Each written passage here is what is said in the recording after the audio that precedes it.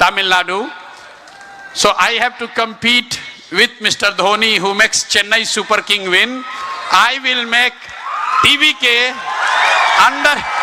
under your leaders win. So that is why I am here. ఇది ప్రశాంత్ కిషోర్ మాట్లాడింది. తమిళనాడులో Chennai super Kings టీంని విజయ తీరాల వైపు నడిపిస్తున్న ధోని ఎంత ఫేమస్సో ఒక బిహారీగా నేను కూడా ఇప్పుడు ఆయనతో కంపీట్ చేస్తున్నాను. నెక్స్ట్ సారి తమిళ రాజకీయాల్లో టీవీకే గెలిచిన తర్వాత నా పేరు అలాగే వినిపడుతోంది, నేను కూడా అంత ఫేమస్ అవుతాను, పాపులర్ అవుతున్నారు ప్రశాంత్ కిషోర్. అయితే ప్రశాంత్ కిషోర్ చేసినటువంటి అతిపెద్ద తప్పు ఏంటంటే తన పార్టీకి తానే సర్వస్వం అయిపోయాడు అప్పుడు బీహార్ ఎన్నికల్లో.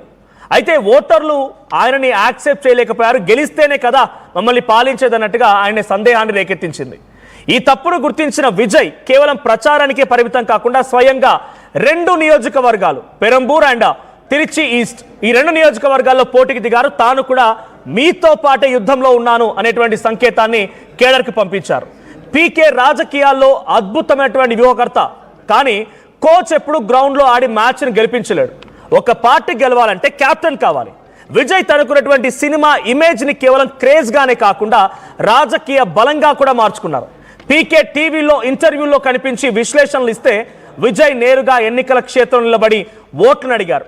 ఇక బీహార్లో పీకే కేవలం అభివృద్ధి అనే మంత్రాన్ని జపించారు, కానీ అక్కడ బలంగా ఉన్నటువంటి కుల రాజకీయాలను తక్కువగా అంచనా వేశారు. ఫలితంగా సామాజిక సమీకరణల్లో ఆయన అక్కడ ఓడిపోయారు. తమిళనాడులో విజయ్ తన నియోజకవర్గాల ఎంపికలోనే చాకచక్యత ప్రదర్శించారు.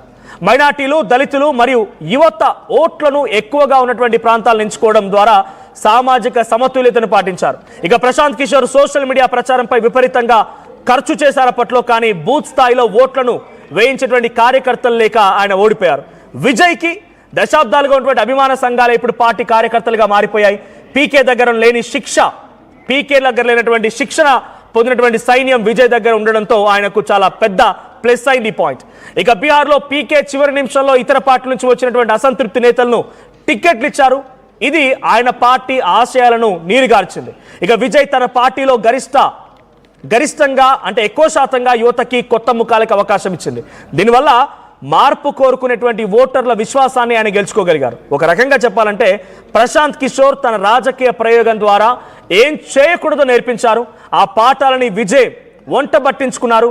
పీకే పరాజయం ఇచ్చినటువంటి హెచ్చరికతోనే విజయ్ తన రాజకీయ అరంగేట్రం ఫ్లాప్ కాకుండా ఒక బ్లాక్ బస్టర్ హిట్ గా మార్చుకోగలిగారు. అందుకే ఇప్పుడు రాజకీయ పండితులు అంటున్నారు విజయ్ ఈజ్ ద తలైవన్. నిజంగానే విజయ్ అనే వ్యక్తి ఒక అద్భుతమైనటువంటి హిస్టరీని క్రియేట్ చేశారు. ఒక ఎన్టీఆర్, ఎంజీఆర్ తర్వాత ఆయన ఆ స్థాయిలోనే చరిత్రలు నిలుస్తారని చెప్తున్నారు. సెంచరీ కొట్టారు విజయ్. సో ప్రెసెంట్ విజయ్ తమిళనాడు రాజకీయాలు అరంగేట్రం అద్భుతంగా జరిగింది. అదే స్థాయిలో ప్రభుత్వంలో కూడా రాబోతున్నారనే రకంగా సంకేతాలు కనబడుతున్నాయి. ఒకసారి విజయ్ సెలబ్రేషన్స్ కూడా ఆల్మోస్ట్ మొదలైనట్టు కనబడుతోంది. విజయ్ టీవీకే పార్టీ ఇప్పటికే రిసార్ట్ బుక్ చేసిన విషయం తెలిసిందే. రిసార్ట్ లోకి చాలా మంది నేతలు చేరుకుంటున్నారు. అంతా కూడా సెలబ్రేషన్స్ కి సిద్ధమవుతూ ఉన్నారు. సో ఏదేం జరిగినా టీవీకే విజయ్ ఈ స్థాయిలో రాణించగలుగుతారు, ఇన్ని స్థానాల్లో గెలుస్తారు, ఇంత అద్భుతంగా ఆయన ప్రభుత్వాన్ని ఏర్పాటు చేస్తారని ఎవరు కూడా ఊహించలేదు. అయితే దాదాపుగా అన్ని సర్వే ఫలితాలు కూడా తారుమారైపోయాయి except Axis My India on Tamil Nadu results. Axis My India ఇచ్చినటువంటి తమిళనాడు రిజల్ట్స్ ఎగ్జిట్ పోల్ ఫలితాలు మాత్రమే ఇప్పుడు నిజం కాబోతున్నాయా అనే రకంగా ఉంది. సో ఇంద్రశోభన్ గారు ఇంకా లైవ్ లో కంటిన్యూ అవుతున్నారు. రైట్, ఇంద్రశోభన్ గారు, టీవీకే విజయ్ తన గెలుపు మీరు ఇందాకన్నట్టుగా అన్ని పథకాలకు సంబంధించుకొని నేను విశ్లేషించే ప్రయత్నం చేశాను, వాటిని అనౌన్స్ చేశాను కూడా. సో ఏం చెప్పారు ఆయన, 8 గ్రాముల బంగారం అనడం కానీ లేకుంటే రకరకాలుగా.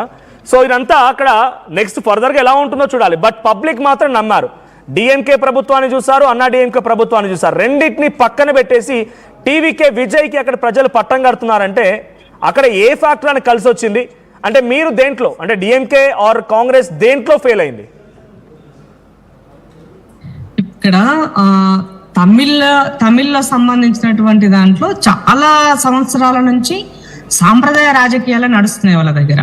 కానీ దానికి భిన్నంగా విజయ్ను తీసుకున్నటువంటి నిర్ణయాన్ని ప్రజలు స్వాగతించదని చెప్పాల్సిన అవసరం ఉంది. సో యంగ్స్టర్స్ పిల్లలకి ఎప్పుడూ కూడా ఇప్పుడు పెరుగుతున్నటువంటి దానికి ఏదైతే అంతర్జాతీయ జాతీయ స్థాయిలో గ్లోబల్ గా మనం ఎదుగుతున్నటువంటి సందర్భాల్లో ఇంగ్లీష్ ప్రాముఖ్యత కూడా మనం ప్రేరేట్ ఇవ్వాల్సిన అవసరం ఉంది. బట్ ఎక్కడ వాళ్ళ దగ్గర హిందీకి ఇంగ్లీష్ కి పెద్దగా లేదు, వాళ్ళ యొక్క తమిళ్ కి మాత్రమే ఎక్కువ ప్రయారిటీ ఇవ్వడం అన్నది అక్కడ యువతకి కొంత నష్టం అని వాళ్ళు వాళ్ళు గమనించినారు. సో దానిని విజయన్ గారు అట్రాక్ట్ చేసుకున్నారు. ఇక్కడ వాళ్ళకి సంబంధించినటువంటి నీట్ ఒక్క నిమిషం హ్యాపెనింగ్ రిజల్ట్స్ పైన